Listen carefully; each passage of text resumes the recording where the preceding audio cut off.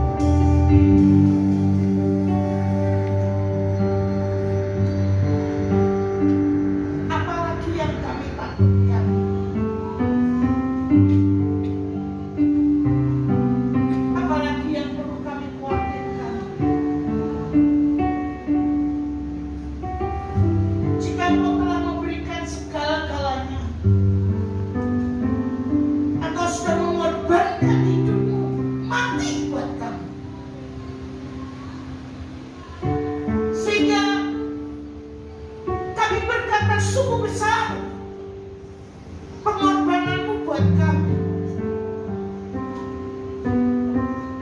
Dan kami mau itu bukan hanya sekedar lip service.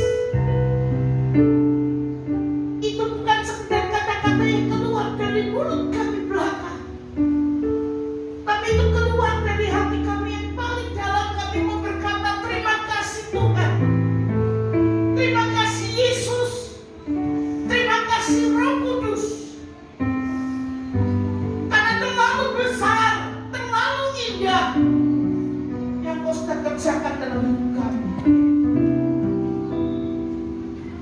Apalagi yang harus kami lakukan? Jika Allah di pihak kami, jika Tuhan yang jadi pembela kami, jika Tuhan yang sudah bekerja memelihara hidup kami, apa yang menjadi ketakutan kami?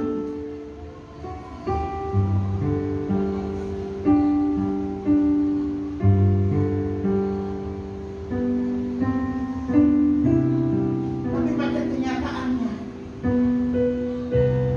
kami masih takut, kami masih khawatir, kami masih memikirkan hal-hal yang sebetulnya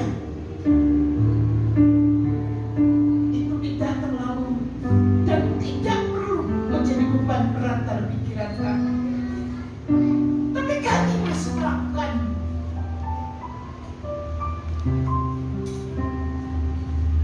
Dan kami tahu itu mendukakan hati Tuhan.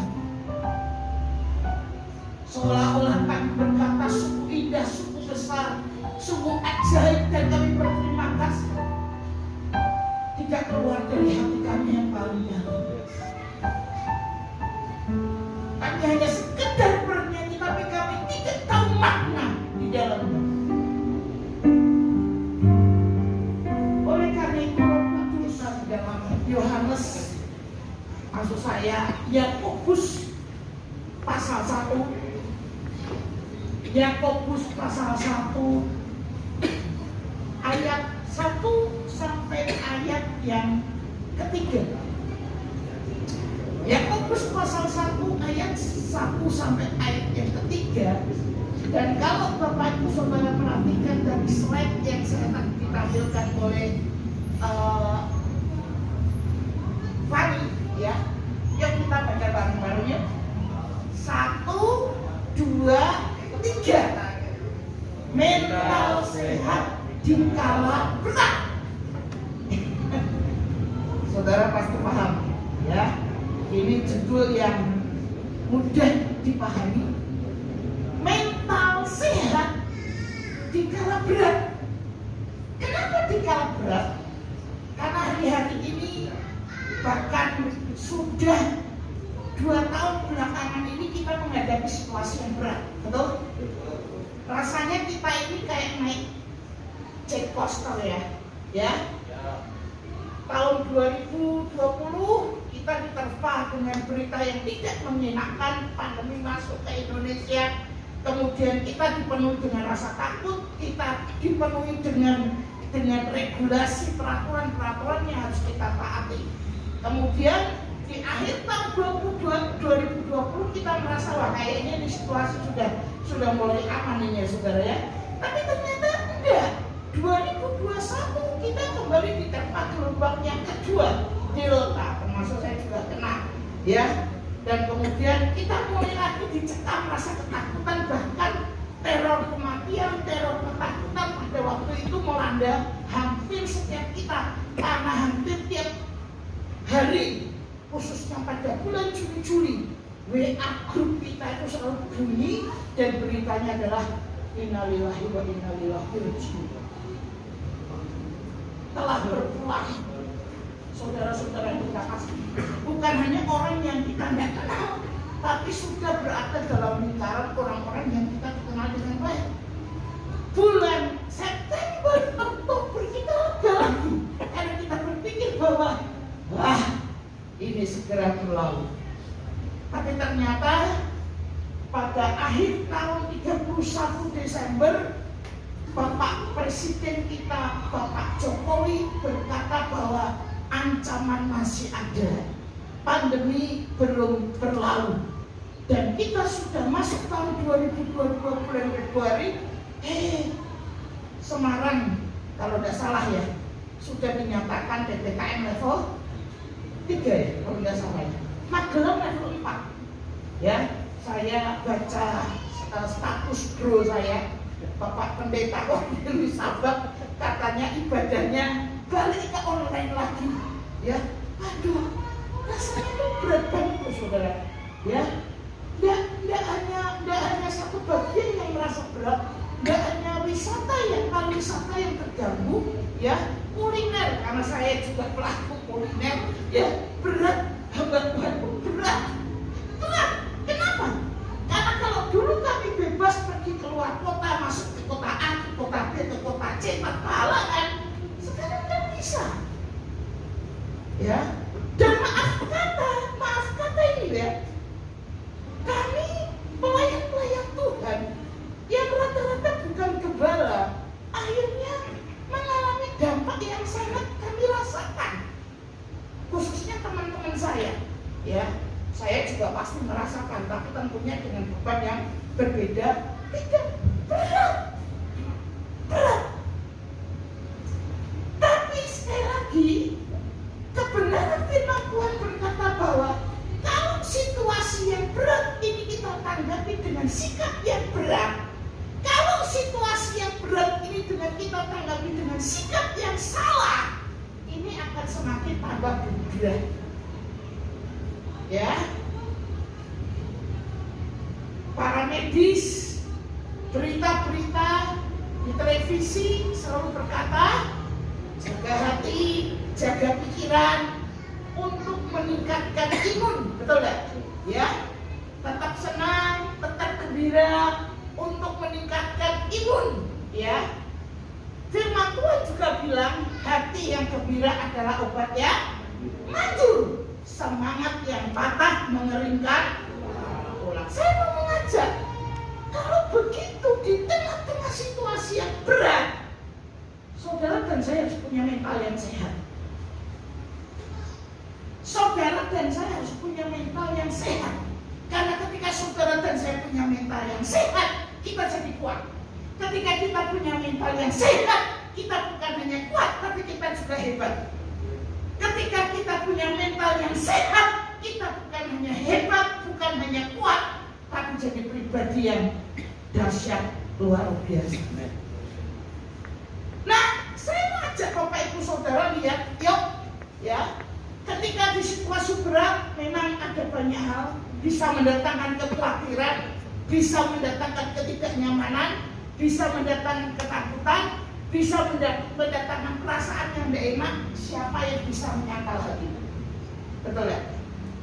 Tapi saya mau mengajak, minta tolong ditampilkan Yakobus pasal 1 ayat 1 sampai ayat yang ke-3 dan 4. Nanti sampai 3 dulu.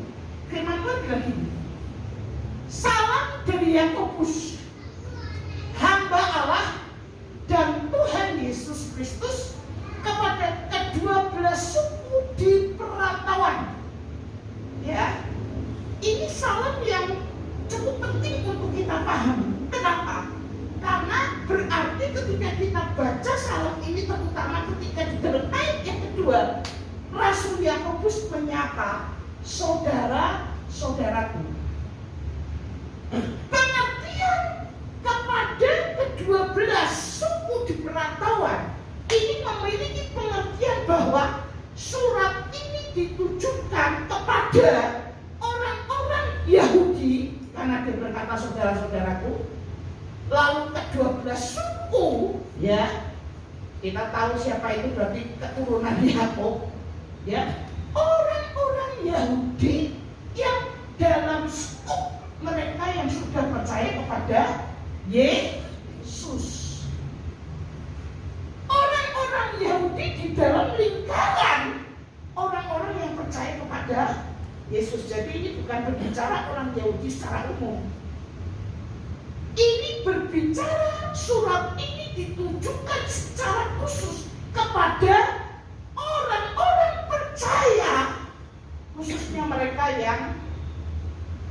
bersuku Yahudi, ya, berbangsa Yahudi.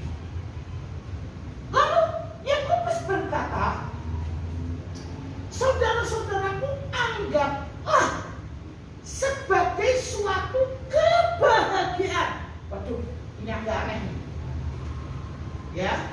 Anggaplah sebagai suatu kebahagiaan apabila kamu jatuh ke dalam berbagai-bagai pencobaan. Yang perlu kita pikirkan, pencobaan di sini itu apa? Tolong next one, ya. Dari kata Yunani yang digunakan kata peirasmois. Dalam bahasa Inggris kita mengenal ada beberapa kata yang digunakan untuk menerjemahkan kata ini. Yang pertama adalah tes atau ujian. Yang selanjutnya adalah temptation atau godaan. Ya. Ini punya dua makna. Kalau kata pencobaan ini dimaknai sebagai sebuah godaan, berarti ini punya tujuan yang berbeda dengan ujian. Kenapa? Karena pencobaan dengan makna menggoda, ya, itu artinya adalah bermaksud untuk menjebak supaya yang digoda itu terjatuh. Itu cobaan. Makanya kalau saudara, Bapak Ibu mempelajari kitab Injil-Injil, banyak sekali orang Farisi, ahli Taurat yang digunakan kata mencoba untuk mencobai Tuhan Yesus. Kenapa? Karena mereka mencobai, mereka menggoda, mereka berusaha menjebak supaya Tuhan Yesus jatuh ke dalam trik mereka. Itu makna pertama. Tapi makna kedua dari kata peirasmos atau pencobaan ini adalah memiliki makna ujian. Kata ujian ini berbeda dengan tadi kata yang saya maksud, walaupun sama-sama menggunakan istilah yang sama. Karena kata ujian ini artinya adalah untuk supaya saudara dan saya naik kelas. Kata ujian, kata pencobaan dalam makna ujian itu artinya adalah supaya itu tujuannya untuk mengangkat saudara dan saya, itu tujuannya untuk menguduskan saudara dan saya, itu tujuannya untuk memuliakan saudara dan saya, supaya saudara dan saya mengalami yang namanya next level. Nah, kembali lagi, ya. Kalau melihat konteks, ketika Yakobus berkata saudara-saudaraku, ya, berarti ini dia mau berkata, saudaraku, ya, orang yang aku kasihi, orang yang aku anggap dekat, berarti kan dia tidak termasuk menjatuhkan dong. Ini orang yang dia sangat anggap dekat. Anggaplah sebagai suatu kebahagiaan apabila kamu jatuh ke dalam berbagai pencobaan. Nah, pencobaan ini saudara perhatikan, sebab kamu tahu apa? Bahwa ujian. Jadi makna kata pencobaan di sini bukan buat menjatuhkan kamu, bukan untuk menjebakmu, bukan untuk menggodamu supaya kamu jatuh dan kamu tidak bisa berbuat apa-apa, tidak. Tapi makna pencobaan di sini adalah ini mau mengangkatmu, mau memuliakanmu, mau memuduskanmu, mau menjadikan kamu menjadi orang yang semakin hebat, dimuliakan, dipakai Tuhan lebih lagi, lebih dahsyat, lebih luar biasa. Itu maknanya. Sehingga Yakobus berkata, ketika kamu menghadapi ujian itu, sebagai kebahagiaan. Kata kebahagiaan dari kata kara. Dalam bahasa Inggris lebih lagi bisa dipahami digunakan kata joy, sukacita. Sesuai dengan tema kita ya pagi hari ini, sukacita. Jadi Yakobus bilang begini, ketika kamu menghadapi ujian, jadikan itu sukacitamu.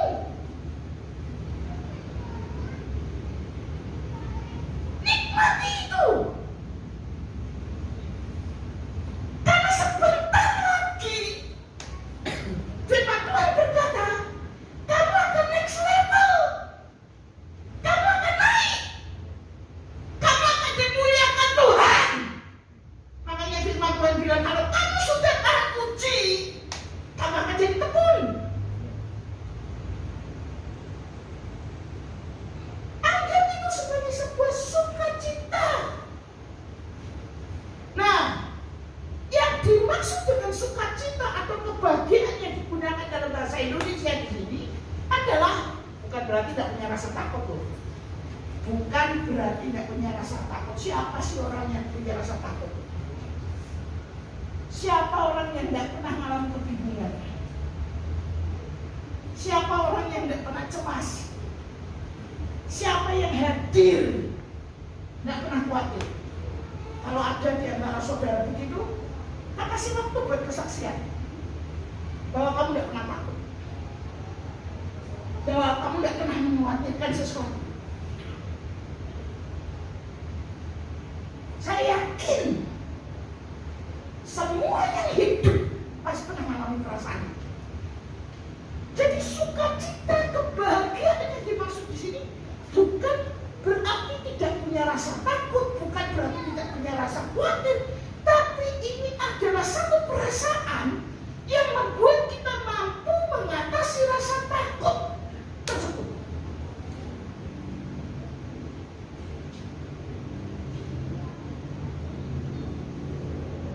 Satu perasaan, satu anggapan bahwa betul di depan saya ada halangan. Tapi ingat loh saudara, ingat loh ya, jangan salah kaprah. Ketika firman Tuhan berbunyi, anggaplah sebagai suatu kebahagiaan ketika kau jatuh ke dalam berbagai badai. Pengertian jatuh itu bukan berarti saudara sengaja. Orang Semarang bilang bukan berarti saudara jarak. What do you mean? Ya, what is the meaning of jarak? Jarak ini gini loh. Saya di situ kipas angin ada begini. Lalu saya sengaja tabrak, nah itu jarak. Sengaja. Saya udah tahu di depan tuh mobilnya Pak Heri mau jalan. Saya sengaja di tengah-tengah supaya mobil itu nabrak saya. Saya sudah tahu pandemi COVID-19 itu berbahaya, tapi saya sengaja dekat-dekat. Saya sengaja tidak mau pakai masker.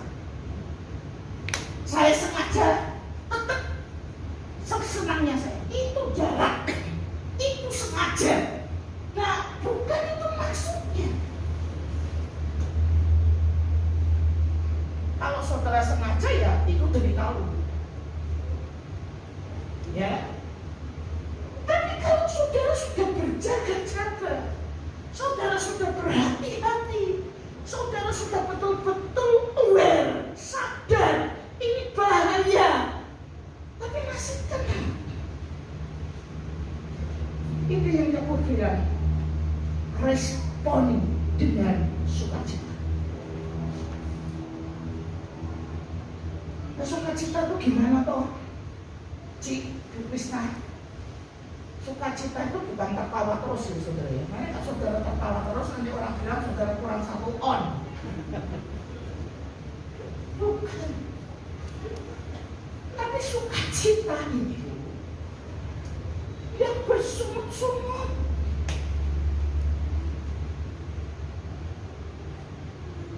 yang bersungut-sungut.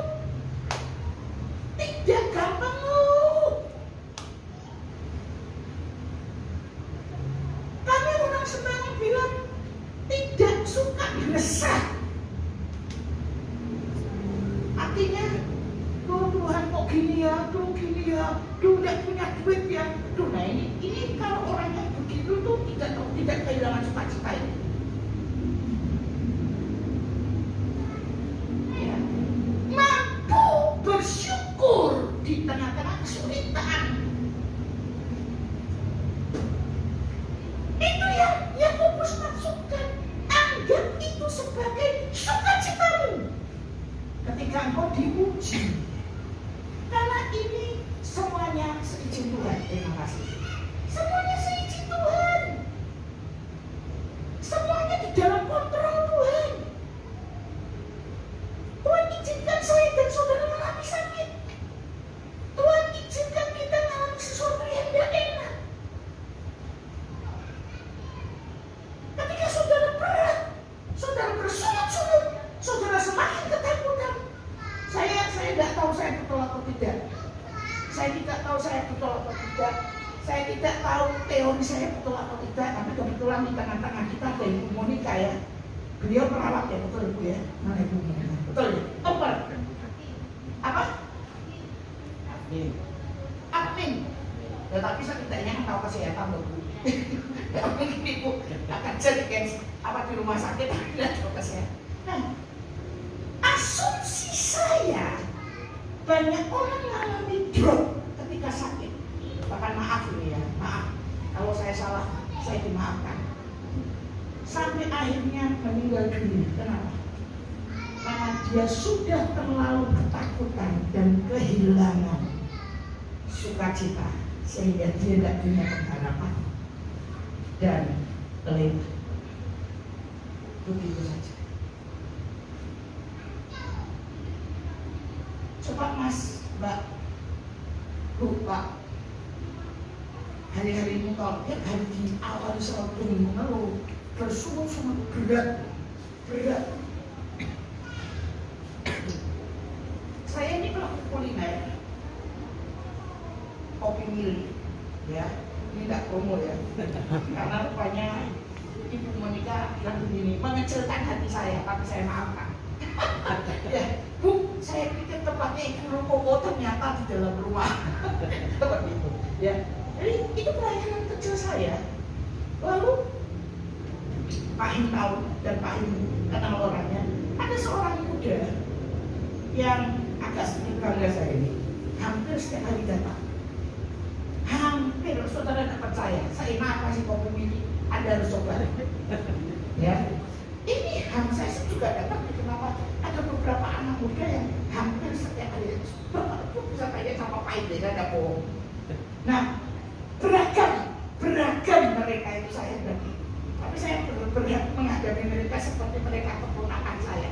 Jadi saya bilang selalu bilang ini customer rasa keponakan. Ada satu anak muda yang bekerja di satu instansi dan hampir tiap kali datang dia itu mengeluh. Dia pokoknya intinya dia merasa dia berat. Saya tidak usah bilang dia tertekan dan itu hampir kali dia datang. Dan setiap kali dia menghadapi persoalan dia selalu datang dan dia cerita. Jujur saudara, jujur. Saya yang tidak nyaman, saya tidak alami, tapi hanya saya dengar. Itu rasanya juga berat. Rasanya juga berat. Dan itu berbahaya. Itu berbahaya. Sampai saya bilang sama dia, Nyo itu panggilan kesayangan buat anak laki-laki ya. Kalau kamu tuh sudah tidak nyaman kerja di situ, metuwo, keluar daripada kamu berat. Sampai saya bilang begitu.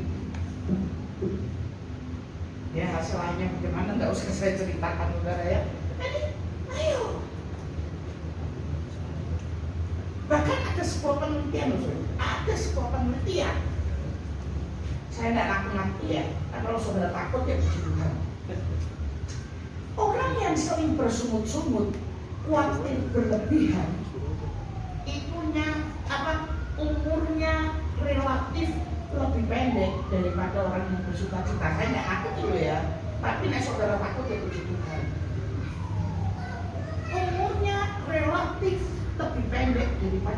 yang suka bersyukur. Bahkan kalau saudara tahu, bapak psikologi dunia Sigmund Freud yang terkenal, dia bilang begini, orang yang terlalu cemas berlebihan, khawatir berlebihan, itu rupanya menghambat pembentukan antibodi tubuh kita. Sehingga yang terjadi adalah orang yang suka khawatir, orang yang suka cemas berlebihan, biasanya suka kena penyakit susah tidur, atau yang kita kenal dengan insomnia. Tapi saya tidak bilang orang susah tidur itu pasti cemas loh ya, enggak loh ya, garis bawahi. Tapi pada umumnya begitu. Dan orang yang suka cemas berlebihan itu biasanya gampang terkena yang namanya neurosis, penyakit syaraf. Coba saudara dengar suatu berita yang tidak mengenakan, badanmu langsung enak. Badanmu langsung enak. Kenapa? Karena ada hormon, saya lupa namanya, ya, yang akan secara tidak langsung, apalagi ketika kecemasan, kekhawatiran itu mendadak muncul di hati saudara, secara otomatis membencet pembuluh darah saudara. Tinggal saudara kuat apa enggak. Makanya kenapa ada orang yang tidak punya riwayat sakit jantung tiba-tiba mati mendadak. Padahal sebenarnya bukan sakit jantung. Ya, saudara bisa cari, ditanya sama Mbak Google hormon apa itu.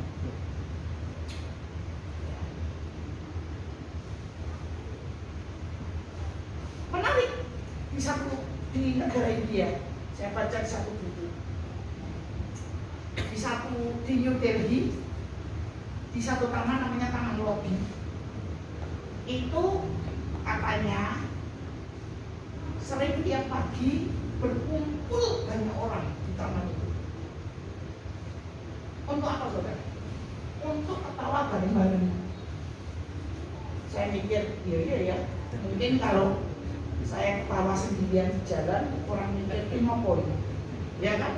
Kurang 1 on, ya, kurang 10 gram. Tapi kalau ketawa bareng-bareng kan aman. Ya, berarti ada temen yang berketawa. Kenapa? Karena orang-orang yang berkumpul itu memahami bahwa mengawali hari dengan hati yang gembira itu akan menolong banyak. Dalam buku yang sama saya baca di Jerman, katanya mereka membentuk klinik-klinik badut. Bahkan ratusan klinik badut itu dibentuk di situ. Kenapa? Karena rupanya mereka ini punya tugas dikirim ke rumah sakit untuk apa saudara? Untuk menghibur pasien. Kenapa? Karena ternyata dalam penyelidikan medis, orang yang hatinya senang itu memperlancar pembentukan antibodi tubuh, sehingga imunnya cepat naik.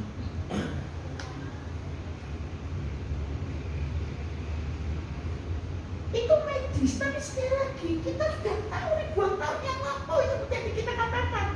Firman Tuhan dalam Amsal berkata, hati yang gembira adalah obat yang manjur, tapi semangat yang patah mengeringkan tulang. Makanya itulah Yakobus berkata, mengingatkan orang-orang Yahudi Kristen pada masa itu, kalau kamu itu jatuh, kalau kamu itu punya masalah, kalau kamu itu mengalami sakit, jangan anggap itu sebagai sebuah penderitaan. Kalau kamu tidak sengaja kok, kamu diizinkan Tuhan kok, anggap itu sebagai sukacitamu.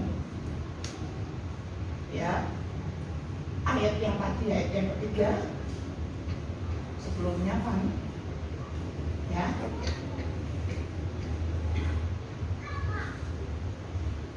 Sebab kamu tahu bahwa ujian terhadap iman itu menghasilkan ketekunan. Oh,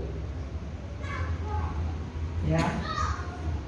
Kata hukum dipakai untuk menggambarkan kata tekun, artinya adalah orang yang tetap berada di bawah tekanan. Ya, ada dalam bahasa Inggris digunakan istilah kata underneath. Ya, underneath itu ini bawah, ini atap, ini bukan underneath, ini under. Ya, kenapa? Karena saya di bawah atap masih banyak ruang untuk saya bisa lompat ke atas. Tapi underneath itu artinya adalah saya tidak punya space lagi untuk ke atas dan ke bawah. Betul-betul saya ada di antara, ditekan, tapi saya tetap berada di dalam tekanan. Itu tekun. Saya tetap jadi survivor. Saya bersukacita, saya bersyukur, saya tidak khawatir.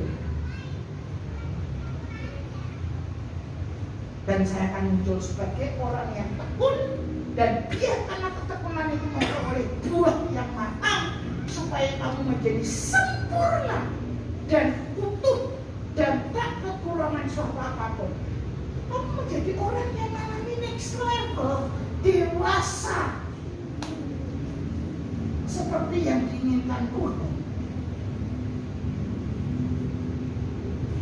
Bukan berarti tanpa kekurangan, bukan berarti tanpa mengalami masalah. Kita harus tidak, kamu menjadi orang yang tangguh gitu.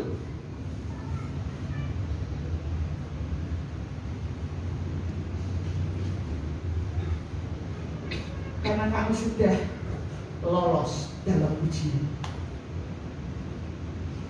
Bersukacita. Nah, gimana kalau saya tidak bisa? Ini kan berat. Oh, sakit di karantina. Sekarang sudah mending 5 hari 10 hari udah boleh. Dulu 2 minggu 3 minggu nggak enak. Orang sakit COVID itu kayak orang sakit kusta. Makanan dicendal-cendal kayak pagar. Tanya Pak ini, beliau aja bawain makan saya, tidak berani beliau dekat. Nyuruh orang, nih taruh pagar lagi. Waduh, hatinya tuh nelongso ya saudara. Waduh, jangankan Pak ini, saudara saya aja, saya jalan gitu, nggak usah tetap di situ aja. Ya. Bahkan ada istri yang tidak berani mendampingi suaminya. Gak enak kan? Ya. Nah, ini berat. Ini tidak gampang. Kok bisa ngebuk dan duit-duit kok sukacita? Kok bisa sibuk sakit sukacita? Orang gila itu. Enggak. Orang gila itu kalau saudara ketawa sendiri sambil garuk-garuk tembok. Ya, kalau nggak pakai baju itu orang gila. Ini berat. Betul. Bersukacita. Di tengah-tengah situasi berat. Itu susah. Oleh karena itu, ayat selanjutnya, ayat yang kelima. Tetapi, nah, saudara kalau dengan kata tetapi, berarti ada sesuatu yang kontradiktif. Paulus si Yakobus kan di satu sisi bilang, ini sukacita, ini kebahagiaan, ini harus kamu nikmati, jangan takut, jangan bersungut-sungut. Tetapi jika kamu tidak bisa, Yakobus itu ngomong begitu. Bila di antara kamu ada yang kekurangan hikmat, hendaklah dia memintakannya kepada Allah yang memberikan kepada semua orang dengan murah hati dan tidak membangkit-bangkit, maka hal itu akan diberikan kepadanya. Minta hikmat. Hikmat itu apa sih? Hikmat itu kemampuan untuk bisa membedakan mana yang benar dan mana yang salah. Bukan cuma sekedar baik dan tidak baik,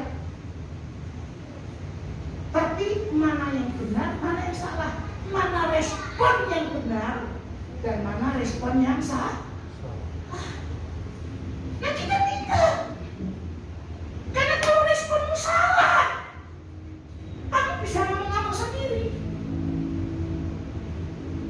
istrimu, suamimu bisa jadi korban. Anjingmu yang gak ngerti apa-apa bisa kena tendang. Ya teman, sakit toh. Kasihan kan? Dia lagi tidurin enak, tiba-tiba ditendang dari belakang, misalnya begitu. Tapi ya udahlah ya, orang sayang anjing tidak begitu ya saudara ya. Akan menimbulkan rentetan dari respon yang salah. Makanya minta hikmat.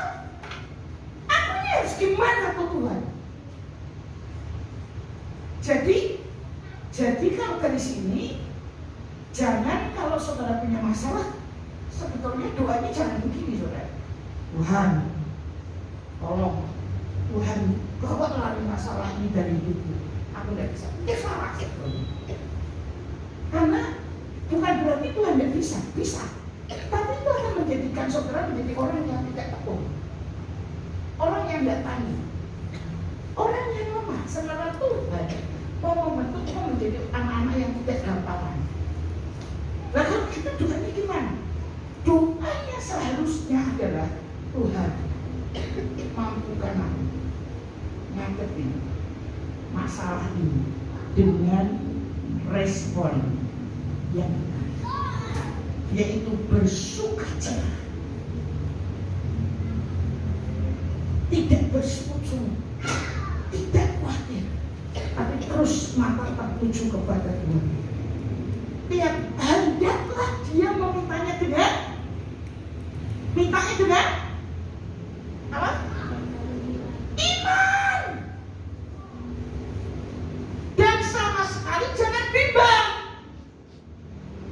Sebab orang yang bimbang sama dengan gelombang laut yang diombang-ambingkan kian kemari oleh angin. Orang yang demikian janganlah mengira bahwa dia akan menerima sesuatu dari Tuhan. Sebab orang yang bimbang, orang yang mendua hati, tidak akan tenang dalam hidupnya. Seberapa besar engkau yakin tentang Tuhan? Seberapa besar engkau percaya dengan Yesus? Kalau engkau berkata, aku percaya Krishna, saudara jangan ragu dong. Katanya percaya kok. Ya, ya segalanya buat ini. Jangan bimbang dong. Minta harus yakin dong. God will meet a way. Tuhan pasti baca. Jangan ragu, karena kalau kamu ragu, sudah berdoa amin, pusing lagi kamu. Anak-anak muda yang lagi berdoa buat pacar, yang lagi berdoa buat jodoh, ayo. Ya bukan, saya tidak bilang paksain Tuhan si A buat saya, jangan juga. Ya kalau si A bilang jangan Tuhan, ya kan, ya enak juga kan. Mintalah orang yang paling tepat yang akan mendampingi engkau, dan jangan bimbang di dalam memilih.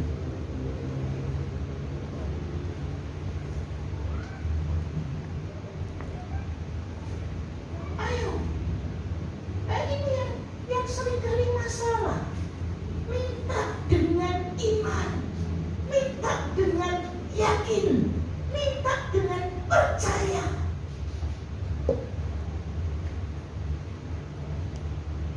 Kalau Bapak Ibu sanggup pelihara hidupmu, Tuhan itu mengasihi kau lebih dari sekarang. Tidak ada yang mustahil bagi Tuhan. Engkau tidak tenang, engkau bimbang, engkau ragu dengan Tuhan, hidupmu tidak akan tenang.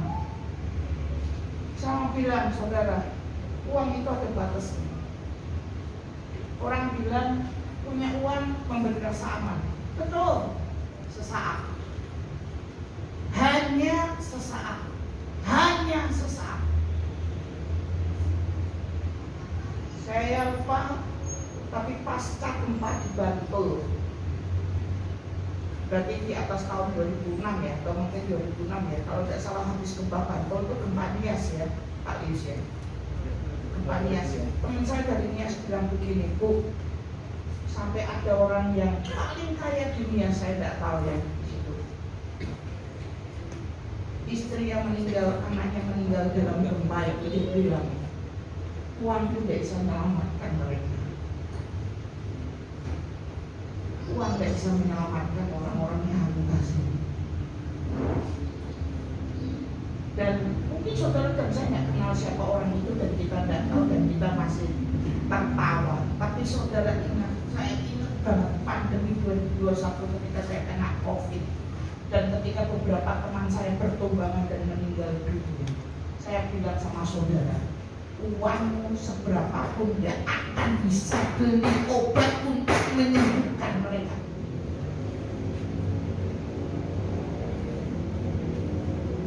Dan bisa bayar dokter paling hebat pada waktu itu.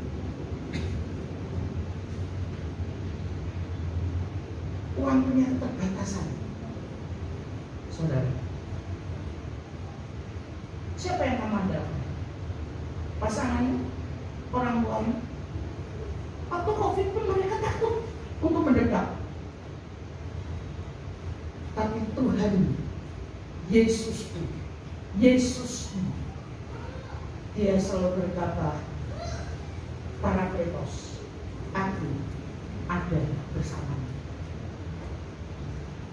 Jangan takut, anak-anak muda, ayo. Jangan tunggu nanti.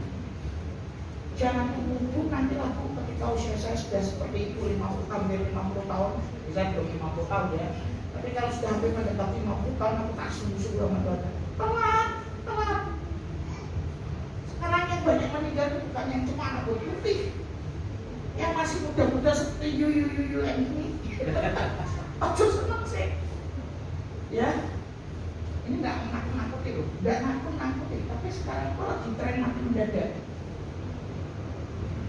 Ya, kemarin saya dengar cerita anak gembala saya, temennya anak gembala saya, usianya beda 1 tahun.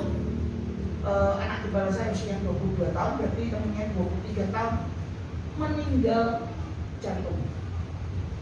Langsung, agar mereka mau bekerja sama suatu usaha, tiba-tiba meninggal. Sampai jangan bangga dengan masa mudamu. Masa mudamu itu untuk dinikmati bersama dengan Tuhan. Jangan jadikan itu sebagai sebuah kesempatan yang salah untuk engkau bersenang-senang sampai akhirnya lupa Tuhan. Jangan.